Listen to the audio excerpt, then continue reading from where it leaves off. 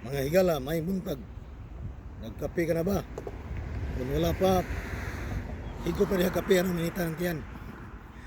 Ito mga higala, atong mga higala, mga welder, tanang mga welder ya.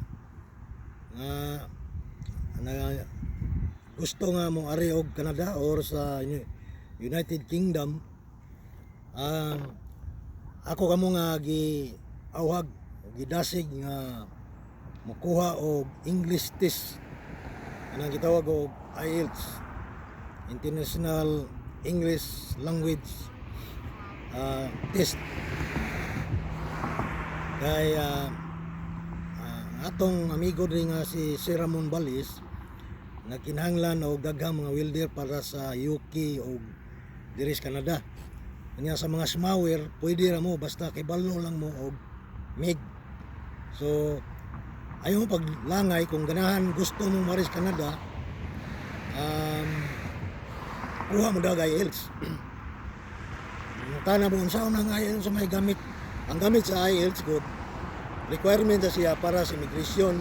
I-apply ninyo og permanent residence diri sa Canada or sa United Kingdom. Requirement sa siya niya mas mayong naana mo na ingon pa ni si Ramon kay para ma-recommend mo nga sa ngadto sa employer kay nana mo English test result nga level 4 sa writing, reading, listening o speaking.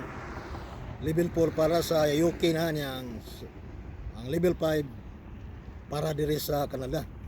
So kung gusto ka, desidido ka mo ari Canada, gusto nimong dado imong pamilya, nindot inyong kaugmaon sa imong pamilya, kuha na karon og IELTS, ayaw paglangan.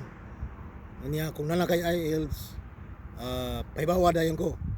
I-email lang sa kong email address nga titoroderick45@gmail.com.